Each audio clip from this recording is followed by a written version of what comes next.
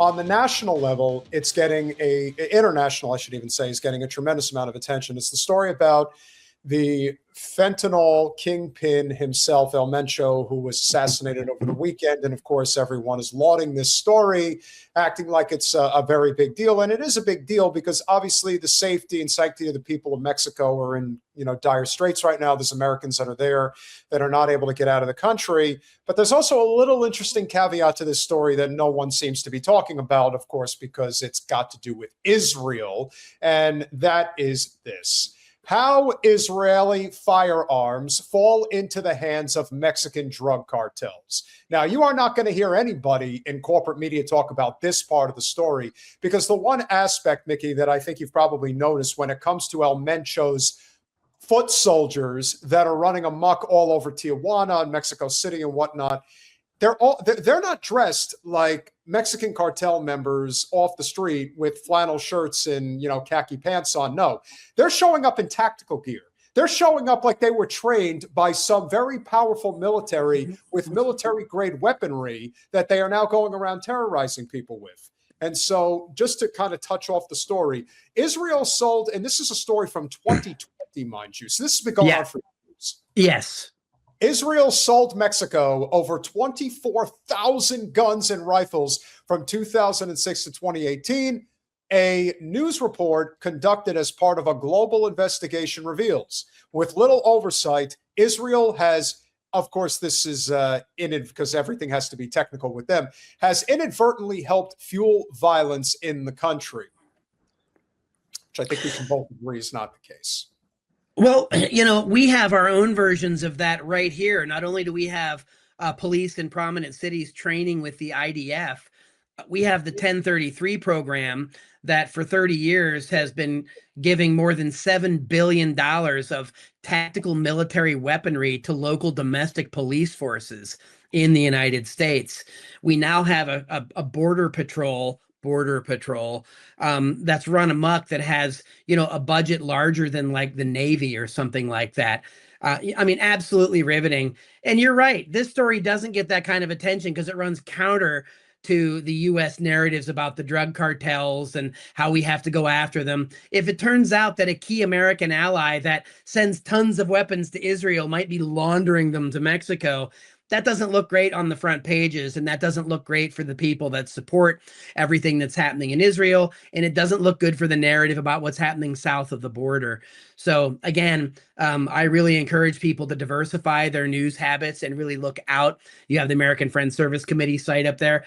And again, if you go to projectcensored.org, we have a listing of a bunch of independent media sites there. It's not exhaustive, but it gives people a really good idea of where to start going and looking for independent news sources. We have the same thing over at parkindymedia.org. And again, we encourage people to really get busy educating themselves about these outlets and sharing these kinds of sources so that they can help people around them be engaged in these kind of conversations. Peter and Jen, it's difficult to carry on these conversations with our fellow citizens and our fellow travelers when they have no idea of they don't have the same information base as some people, and they don't have the same language to talk about it. And instead of berating them or talking over them or around them, we need to try to invite them into those dialogues somehow and really give people an opportunity to think critically and independently about them. And that's work. It takes time. It's hard to do that if you have people yelling in your face. But that culture that we've seen created on purpose in our society, the Team Red versus Team Blue, I'm right, you're wrong, no matter what, that's a big part of the problem. And our political class doesn't really want that to go away because it serves both of those interests, and it serves the moneyed interests. Absolutely. And so again, it's always been there. It's on the steroids and off the hook now. And again, that's why I encourage people. We've got a lot of free material at our websites, a lot of free material for educators. Please feel free to go to the websites, projectcensored.org, parkindymedia.org. Reach out to me or my colleagues. We're happy to do workshops, talks, send people curriculum. Whatever we can do to be part of the solution and support you and your community, please reach out. And remember that supporting a vibrant and independent free press is integral for the maintenance of any democratic experiment. And as goes the Fourth Estate, goes the rest of our society. I definitely agree. And this is one of the lessons we've learned by doing this channel for as long as we have, is that we're not in the business of the gossip aspect of politics, and you hit it right on the head right at the very beginning, which is this is not a red versus blue issue anymore. In fact, the people that are still caught up in that, it's like they're on the first rung of the ladder now, and they're trying to get to like the 10th rung. It's like, no, you're all the way down there if you still think that this is a problem.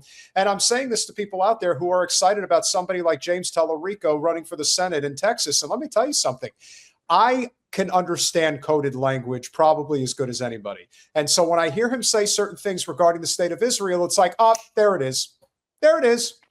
He's going to say what he's going to say, but know this. He's not going to fight against the state of Israel. He's not going to fight against the Democratic Party being no different than the GOP when it comes to supporting the genocidal state, because that's what's in the interest of capital. That is the bottom line. In fact, I don't think most people want to deal with Israelis in general, but they know that it's good for business. And if it's good for business, a lot of people are willing to overlook that aspect of the problem. And I do think in the media sphere, it is a big problem. This story, it to me, is a classic example of that. People do not understand the drug trade, why it exists, why narcotics are illegal. Afghanistan.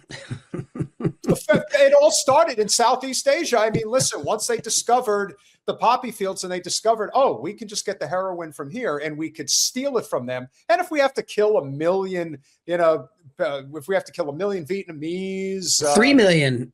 3 million. But well, between them, Cambodia and Laos, yeah, and even Thailand. I mean, yes, that is the reality of our empire. And so many people want to gloss that over. The concept of America can be very important to a lot of people, and I get it.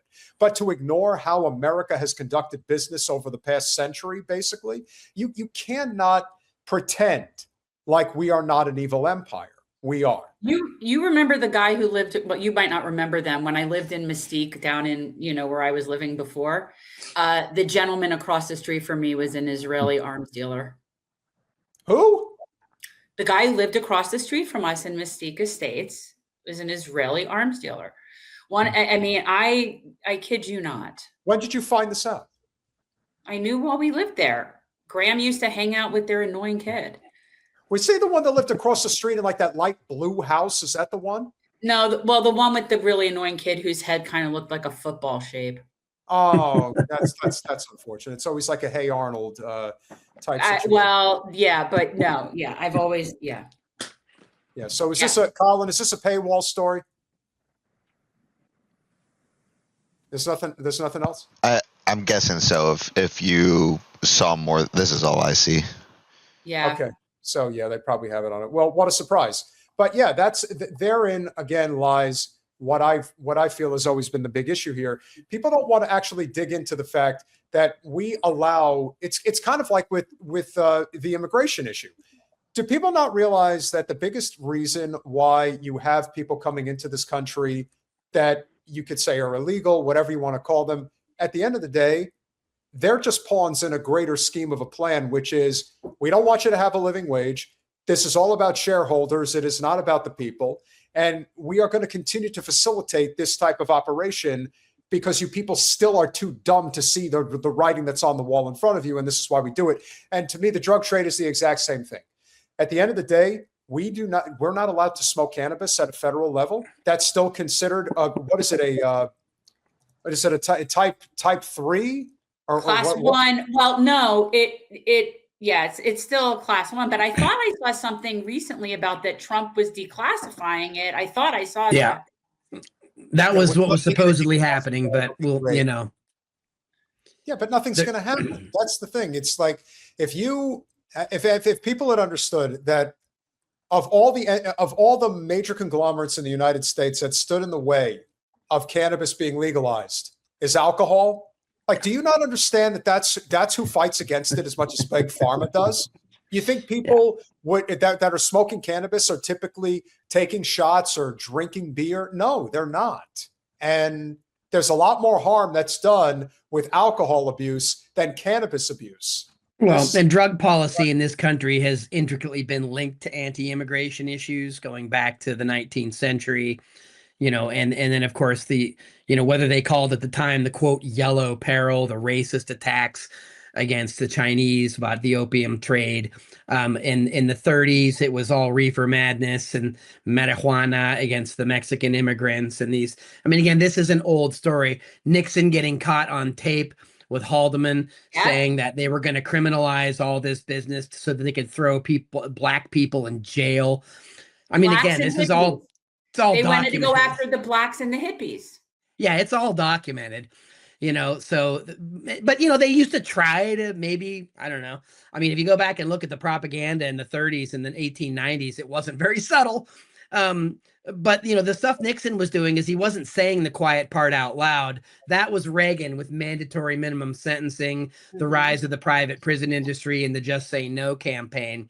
That was, sort of a continuation of the Nixon's failed war on drugs. His own administration published a report that said that the best way for this to go away is to treat it like a public health issue, not throw people in prison. And Nixon threw it in the trash, hired Elvis Presley and Sonny Bono, two junkies, to be spokespersons for the government and sail off into the sunset while he resigned. Well, I want to. You want to do your Reagan? Okay. Best I can, and well, from what I can remember, which isn't much, that just say no. That is what Nancy told me to say, and well, I said no quite a bit. I said no to better income. I said no to better health care. I said no to the Sandinistas, and I said no to a more stable government, in which I probably destroyed in many respects. He also said no to flag burning. To flag burning. I'm a fan of flag burning. I actually did burning the Israeli flag burning flag myself. Yes, it's very cathartic.